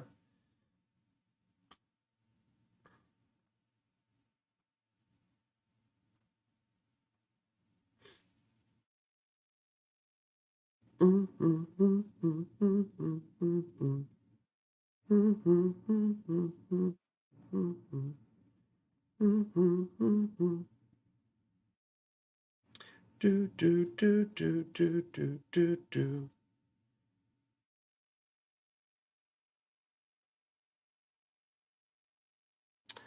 Um, um, um, um. Okay. So, oh gosh. Excuse me. You see, the thing about this whole Mars opposite Pluto bit, you see, Pluto tries to control shit, and Mars hates to be controlled. You see? So, and then the sun, trying Pluto, it often has this sort of delusion of grandeur thing going on. We have all these guys together. I mean, first of all, I'm sort of concerned about heat waves and fires and things like that. I'm also concerned with the real difficult political developments. Mars also rules abortions according to Vedic balance. I don't know if I can say that word or not, but I really think we're going to see some violent conflicts. And I think they might involve political ideology over the next few days, sort of coinciding. In terms of our personal lives, though, I think for the most part, it's going to be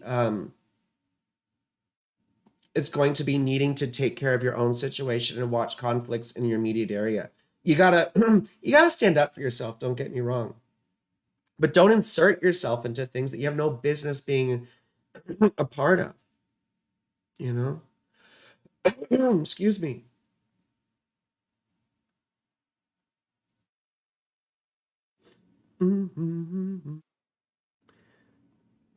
I just had some notes here for Sun and Pluto stuff. Um, Authoritarianism. You know, the Sun is authority, and Pluto is, will and power and tries to control things. Donald Trump and Ron DeSantis are going to be out on the abortion issue. Yeah, I mean, totally. They already are. They're also fighting on, everything to do with trans and queer people. So the state of Florida is turning into a hellhole. And Ron DeSantis, his whole campaign slogan is going to be like, make USA Florida, you know? So the other thing too is exposing abuse and exploitation. The sun shines a light on Plutonian things, but often I think of is supremacy or struggles for supremacy, hoarding or consolidating wealth or power. So just be aware of that, because that's the thing. There's going to be this struggle between control and autonomy. The sun is going to be playing on both sides. The sun's going to shine a light on both the hideous side and maybe the righteous side. But either way, it's going to be rife with conflict. And I think it's going to be most obvious in the political situation in the news, but also probably when it comes to weather and disasters and things like that as well. So just to be aware of. But at least it looks good for you, Courtney, with Jupiter going through your seventh house. If you're married or with someone, you could see that relationship deepen and improve. You have to fall in love with people over and over again. But if you're not with someone, you could see a new one come up. So I'll go to someone else.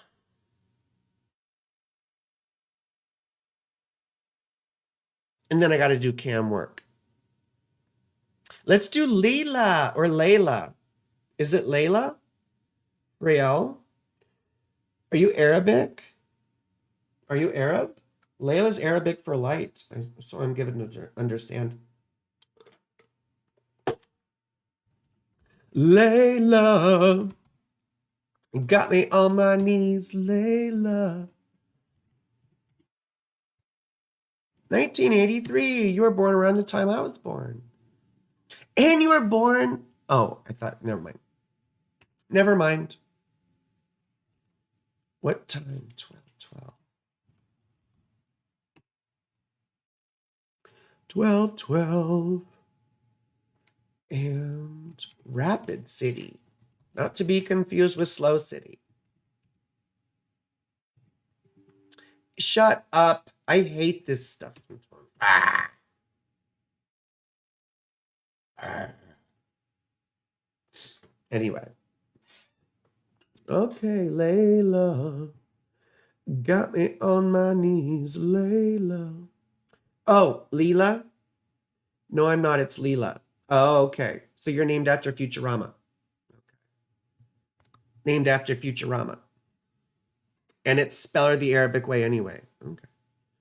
The US just had their Pluto return. Mm-hmm. Yeah. But you know, a good portion of the American Revolution was fought while Pluto was in Aquarius.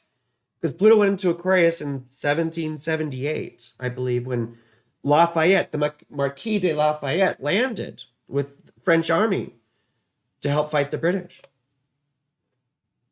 So, yeah. Big 40 Club. I know I turned 40 on Monday. I'm not happy about it. I'm not happy. I'm not happy. Layla. I'm sorry, I still want to sing the song.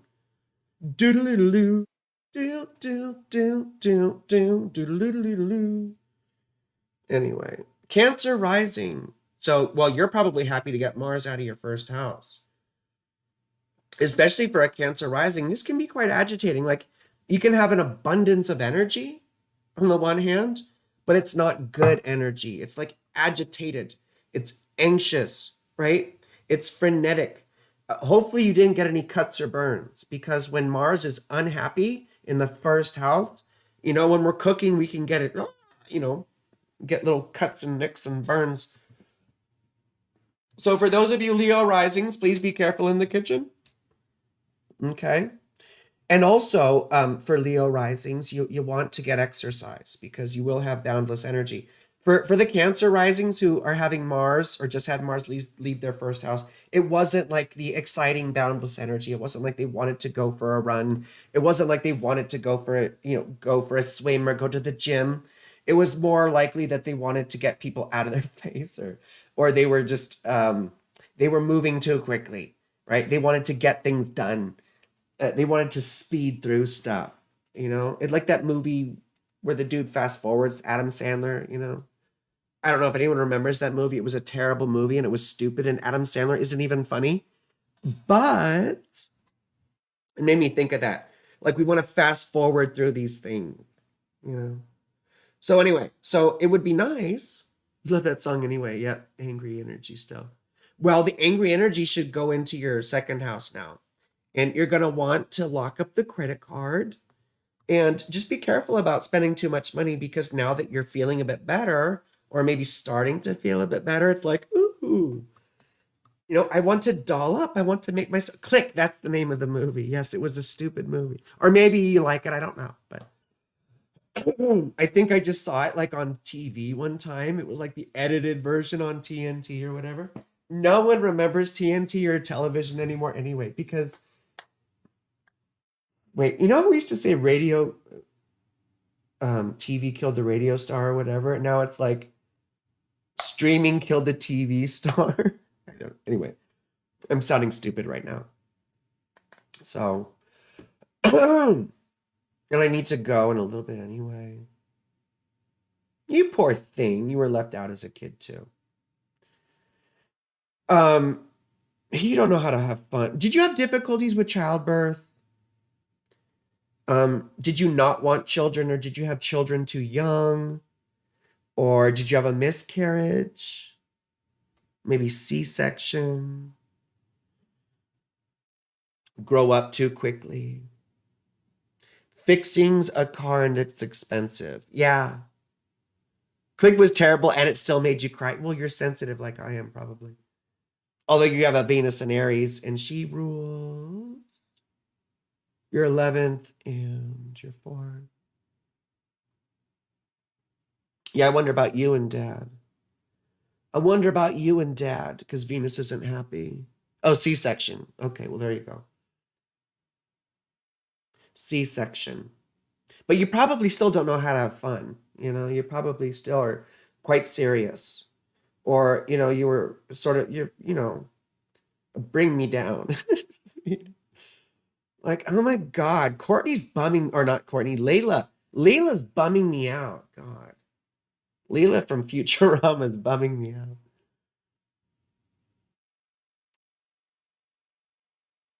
Pisces. I always say Pisces are sort of like mops, you know? They suck up all the dirty filth around them, all the mucky, grimy water. The only difference between Pisces and a mop is you can wring out a mop. Poor Pisces.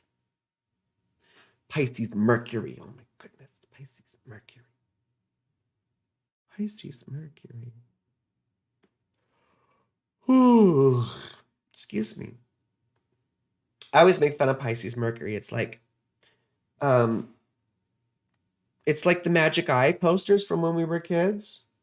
You know, it looks like just a bunch of static, but when you relax your eyes, then an image appears. You hate being a fun hater. I know, sweetheart, I know.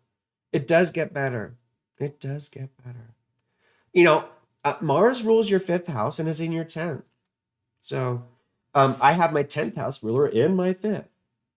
Oftentimes you'll see that with people who, are small business people. The fifth house is small business. It's also fun, right? So you'll see sports and gambling and things like that.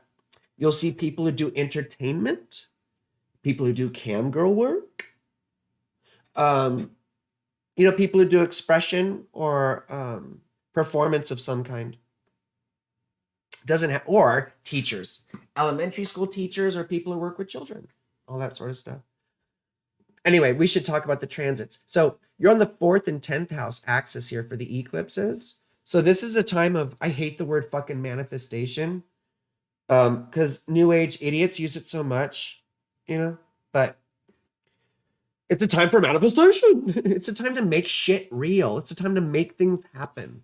The 4th, 10th house axis in terms of eclipses is that, like the 11th and 5th house axis is when you're having a vision. And the 4th and 10th house axis is where you make it happen. You put things into practice. Oftentimes our living situation and our careers totally change. You may quit a job over the next 6 months. You may find a new job. Your life direction may totally change. For me, that's what happened. My life direction totally changed. You may move, have a big move. This would more likely happen from October on. So after October, I'd expect more of a move, but you've already maybe been seeing the career stuff starting to loom over the horizon now, or the life direction change stuff. So Mars is making the drive feel worse. Well, it should be getting better with Mars going into your 2nd house, Mars has left a sign where he's not happy. He's not happy. What else? Jupiter in the 11th house. The cool thing about that is getting help. So over the next year or so, with Jupiter in your 10th house or in your 11th house, you should get people that come into your life and actually give you assistance along the way, because your life direction is changing, right? And the great thing about Jupiter in the 11th house, please don't go before the last. What do you mean the last 3? I don't understand. I do have to go, though. I do have to go. I have things to do. I need to record a video. I need to make dinner. I need to go on cam. I need to help. It's so funny. Most of the guys that like me on the cam site are like really manly conservative guys, And if you look at the statistics, I'm going to pull this up really quick. Well, I shouldn't digress, but if you look at the statistics, it is the red states that are the biggest consumers of trans porn.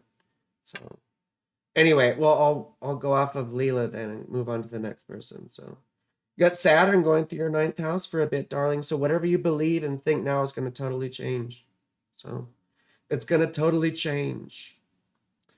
Anyway, but Jupiter, 11th house, expect hopefully some optimism and help from people in your life, or people coming into your life that help you on your way with your new life direction. So have a little help from my friends. Who is this? Ms. Veal. Who's Ms. Veal? Oh, Ms. Veal is our friend, Politicsaint. That's right. Okay, so Ms. Veal. Where's Ms. Veal? Oh, Ms. Veal. April 7th, an Aries girl. Aries girl. Aries girl. Shakedown 1979. Cool kids that never have the time. On a live wire right up off the street. You and I should meet. My throat is so dry. Talk about vocal fry. Talk about vocal fry.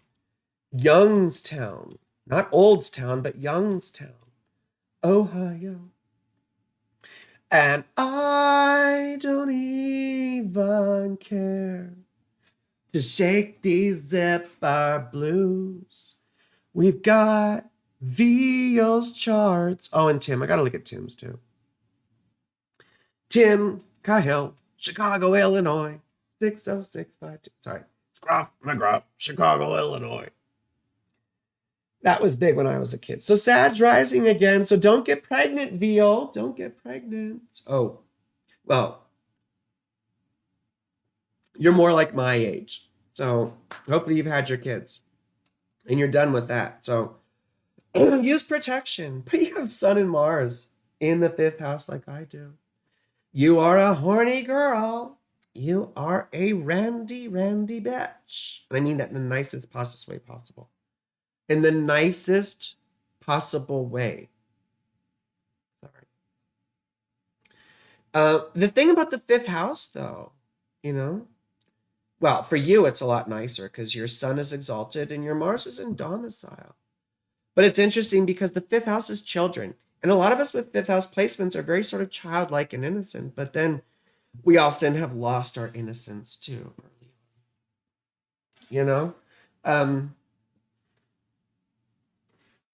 Like I think of J.R.R. Tolkien.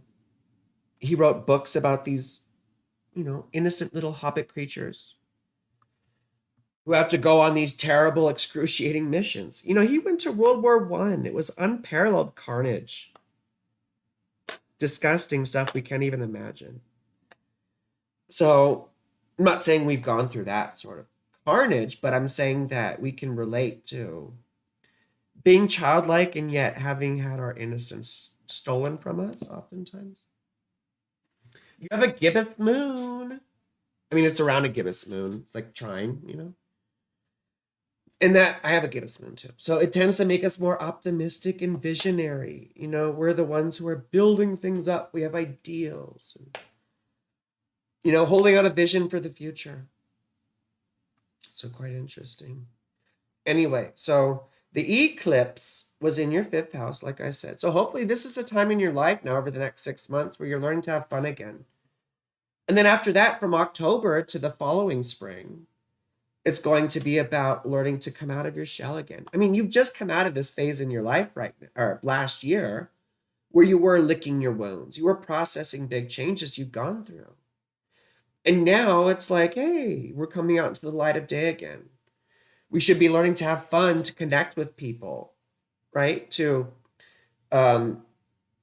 start to think about what we like doing, what we want to do, what interests us, having a vision for the future, because the next phase after that, will be all about putting shit into practice, 4th and 10th house. But, well, the next eclipse season's a bit wacky. So, because then we start having, but we won't go into all that. Mars entered your 9th house.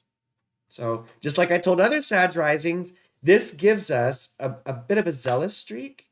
So please, please, please, over the next month, you really want to watch getting in these debates that you shouldn't be getting into, because you will take things personally when it comes to your beliefs or your religion or your politics or whatever. Exalted Jupiter. Exalted Jupiter ruling the 4th house. Now, you're probably going to tell me your parents were horrible, but it looks like your dad was a nice guy. 4th house ruler's Jupiter, exalted. I mean, in the 8th house, he could have been up to some bad things. Sometimes the 4th house ruler in the 8th house can be dad involved in criminal stuff, or it can be dad passing away, a bit too young. can be that stuff. Or it can be dad being involved in either criminal enterprises or other people's money, budgets, finance, all that sort of stuff. Anyway, that's just a guess. But with, Venus down there too, exalted, gosh, gosh, gosh, gosh, gosh. Mars, 9th house, Jupiter going into the 6th house. I think we talked about that with some of the other people already too. So, about Jupiter going through the 6th house, nutrition, responsibility, consistency. That's the big thing, learning consistency. When Jupiter goes through our 5th house, we're just all over the place, typically, chasing kids around or whatever. So anyway, Saturn retrograded the 10th house. So. I mean, you're probably a late bloomer growing up. A sense of directionlessness. You don't know what you want to do. You were probably 40 and still didn't know what you wanted to do. But often later in life, we find our life direction. One thing you want to check for your chart is go to secondary progressions and see if your progressed Saturn ever goes direct by progression. Because that can tell you when you burst out of your confinement here. I have Saturn retrograde too. We oftentimes, we are so good at respecting other people's boundaries and we suck at our own, right? We don't even know our own boundaries. Excuse me. So that's probably been a big thing for you learning, right? How to stand up for yourself and not beat yourself up. Yeah? Is that a thing? I haven't been looking over here. So, and then we should go to Tim in a second after veal. Veal Parmesan. Veal, the other red meat. Stupid. What did I just do here?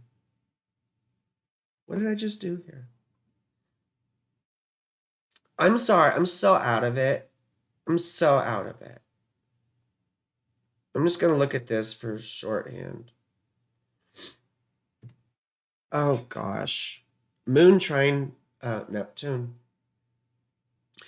You may have dreams, Ms. Veal. You may have dreams. Ms. Veal may be having prophetic dreams. Dreams right now. Changing every day. Every possible way. Which means the sun is trine Neptune also.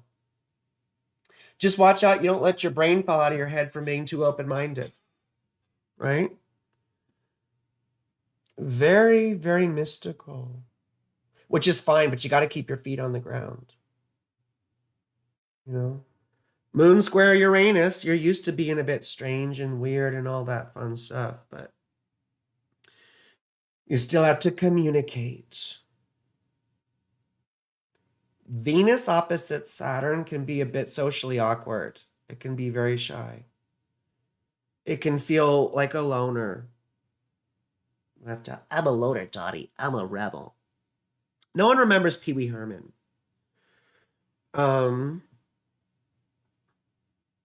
You do have, you may be a little bit of a debater.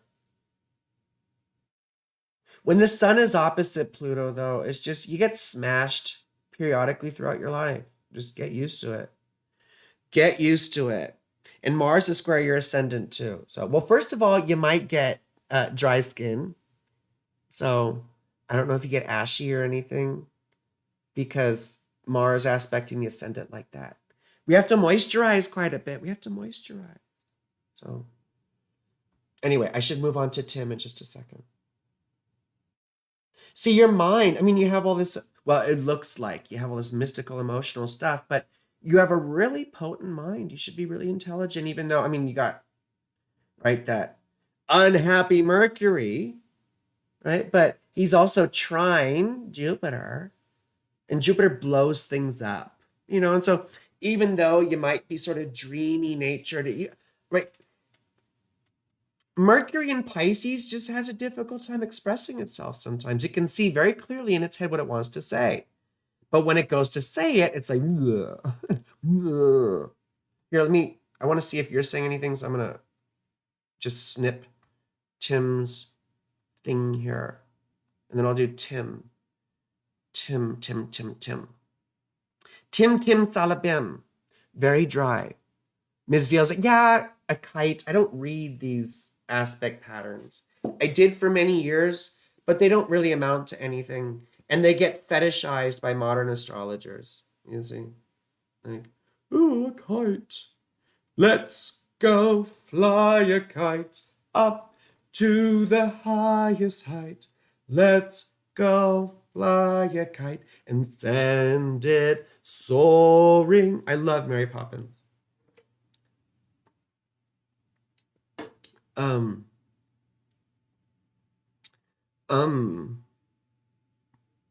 Your sun is angular too on your IC. IC Wiener. A kite is an aspect pattern, Ms. Veal. It's made up here of 2 trines. You could see a trine from the sun to Neptune, a trine from the sun to the moon, and then 2 sextiles, right? We got a sextile from from Neptune to Pluto, and we have a sextile from the moon to Pluto, and then you'll see an opposition from Pluto to the sun here, right? And then I think there's another trine from Neptune to the moon. The whole thing behind a kite, Billy Corgan, one of my guitar heroes, has a kite. Ramana Maharshi, one of my gurus, has a kite.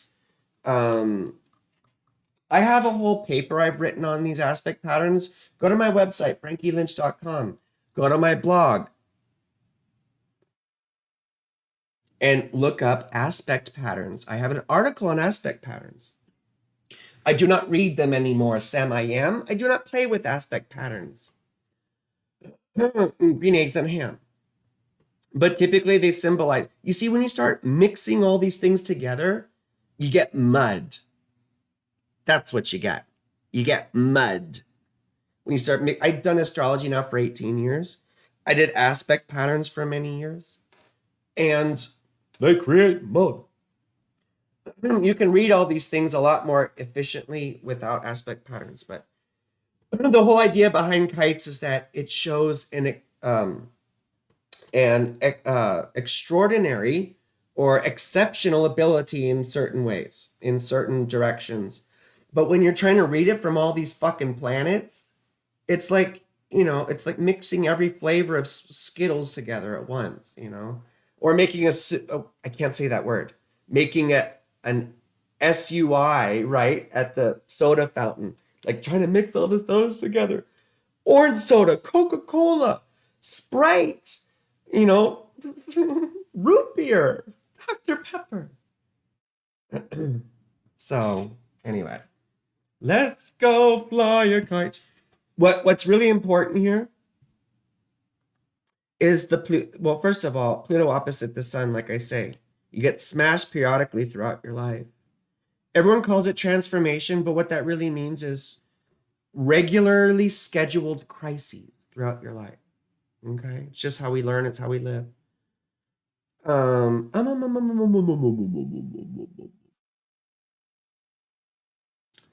now I lost my train of thought. I can't remember what I was saying. We should look at Tim's really soon. We should look at Timmy's. Tim. And kites and things. Yods. Everyone's like, oh my God, you've got a yod. I'm like, let's see if God can put another finger up inside me. How many fingers can you fit in me, God? How many fingers can you fit? How about we do a fist of God? Sorry. How about a fist of God? Why a finger when we can have a whole fist? So, anyway. Faulty towers. Regularly scheduled crisis. Well, that's what when you have Pluto in hard aspect to the sun or ascendant, that's how it sort of ends up manifesting. So, Go fly a kite and send it soaring. Anything else going on coming up? We talked about eclipses. We talked about Jupiter. No, yeah, we talked about. Anyway, let's go to Tim's. Let's go to Tim's. Let's go to Tim's. Timothy, Jimothy, Plymothy.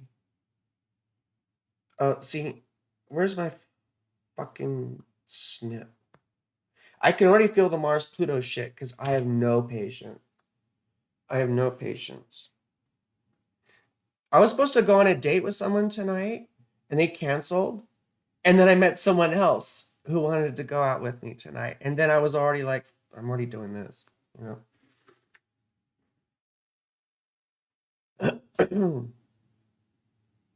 But they're very cute. They're very cute. Send it soaring up to the atmosphere, out where the air is clear. Let's go fly.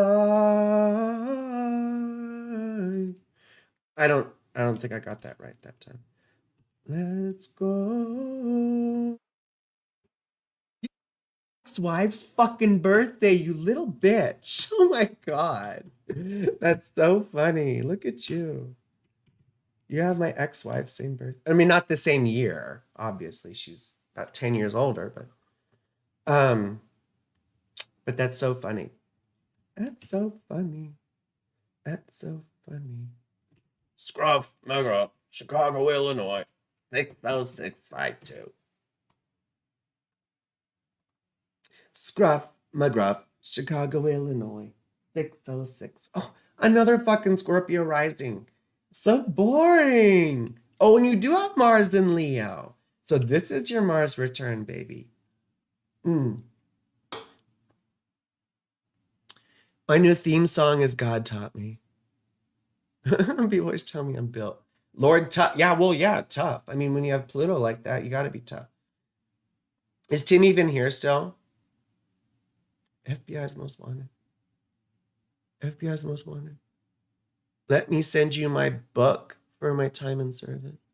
What's your book? Spicy Autistic Girlfriend. Is Tim still here? Chaylee. Hello, Chaylee.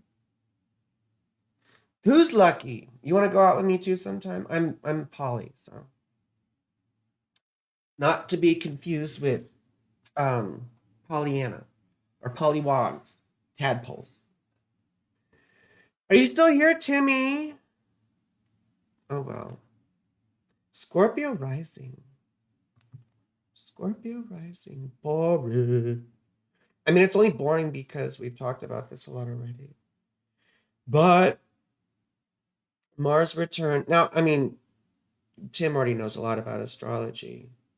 So he probably already knows, you know, watching your work situation with all the Mars stuff and, you know, a tendency to get in conflicts, either out in the open or at work and all that shit. But this is also pretty auspicious too, you know, because a trip through hell to rediscover heaven, an angel's journey. Oh, it sounds lovely. I mean, it sounds like a heavy story, you know,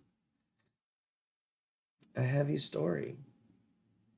So anyway, oh gosh, Sun conjunct Saturn too in Pisces, you poor baby. So funny. It's like resting bitch face.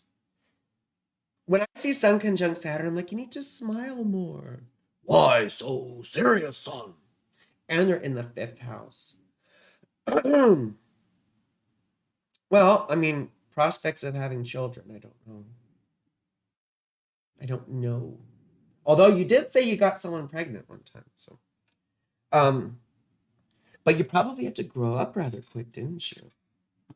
You probably did. Saturn also rules your 4th house. I wonder, because I do see sometimes where dad cheats on mom with it. where dad cheats on mom, or dad has another family, or stuff like that.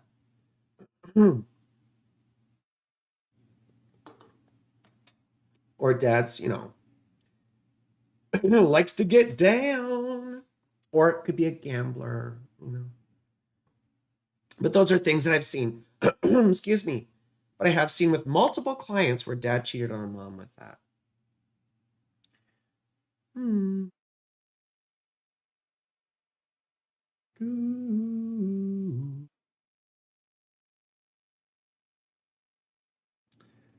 Hmm. It's retrograde. Mars retrograde. I wonder if he ever went direct by progression for you. And Mars opposite Mercury. So you can be a terrible arguer, probably. You know? Or at least very passionate about your position. Someone challenges your opinion, you could probably get a little bit heated. I sure know I can. No harm in well, there is harm in that. That's the problem. But I definitely feel you there. I have Mars in the fourth, or sorry, Mercury in the fourth house too. I'm quite interested in history. So I wonder if you are. I do see that quite often with people. You may have had intellectual discussions with your dad, something like that. Or you may have had some sort of intellectual rapport with your dad, maybe. I don't know. I don't know.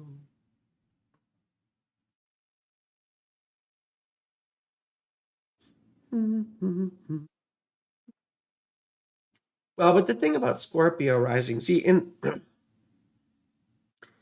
because I come from esoteric astrology, and Scorpio rising is considered when it comes to the whole soul thing, right? It's about the spiritual warrior, right? Its mantra is warrior am I, and from the battle I emerge triumphant. So the whole thing is about the war, right? The inner war, the battle with the self. And oftentimes you can see the ruler, Mars, is sort of indicative of that because Mars cuts things, doesn't he? Slices things, right? Like Christ said in the Gospels, I did not come to bring peace, but a sword, right? What's a sword do? It divides things. Mars also cuts things. So there's this whole idea here of learning to divide the self and the not self, right? And that's what ultimately the struggle and the battle has to do with. And how do we do that? We do it through self-observation by learning to recognize and discern self from the not self. In order to do that, you have to get a sense of what self is. And that only comes through self-observation, right? And Mars is square the ascendant. Square the ascendant. So when the when the ruler of the rising sign is square the rising sign, I have the same thing too. And it's a malefic. Actually, you have both Saturn and Mars square. Oh, wait, no, Saturn's trine. Sorry. At least you got that going for you. But Mars is square. And so the things like that, so when you have the malefic square, or the ruler of your rising sign, square the rising, and it's a malefic, it indicates how those challenges particular to that house are going to sort of push you along, because they call this the first house, well, at least in esoteric astrology, your dharma, right? So along with being your soul, it's your sort of your purpose, this life, what you're supposed to manifest, right? And you think of Scorpio being the warrior, right? The war with the self. And Mars then being in the 10th house. The symbolism, first of all, it's angular, so there's a very powerful thing there, right? But something about the need for recognition, right? The need to achieve or the need to be noticed is at conflict with that war with the self. Maybe we eclipse ourselves internally. We're way concerned. We're too concerned with how we're perceived or with being the best or with achievement in some way, And that eclipses the inner journey, which is very subtle and it's quiet, and when you're discerning the self from the not self, it's the fine from the coarse, but it's really the fine from the more fine. These are very subtle, fine things here, You know, on the one hand, a sword divides, but think about a scalpel here, you know, something very fine, razor edge. So Mars and Leo, we can eclipse ourselves sometimes, especially in the 10th house, because it's really, really oftentimes desiring achievement, desiring direction. And oftentimes we can be in conflict with others over that. So, and not that necessarily is anything bad. I mean, you got an exalted Taurus moon in the 7th house. You know, that can be a little codependent sometimes. You know, it's very sensitive and sensual. So, and you've been going through it, darling. Last year was a wild year for you. Last year was a wild fucking year for you with that eclipse stuff. And this coming year is going to be all about picking up the pieces. Hopefully Jupiter going through your 6th house gave you a little bit of, you know, healing time. Help you get some regularity again, some consistency in life. You're having your Saturn return. Saturn return. Saturn return. Well, don't get anyone pregnant again. Anyway. Well, I got to go do things. And I love you all very much. And thank you for coming. So, you're wonderful people, even when I talk shit. So, please like the stream. Subscribe. And I'm about to do a video about all the transits coming up. So I can talk specifically about them and what they mean. And not get a bunch of shit. But I like doing this because I like talking to you people. I mean, I like talking to people in general, but I feel like this is fun. I feel like we get to, you know, communicate. We get to meet each other. And, well, thank you for calling me beautiful. It's very sweet of you. 2 hours. I did 2 hours.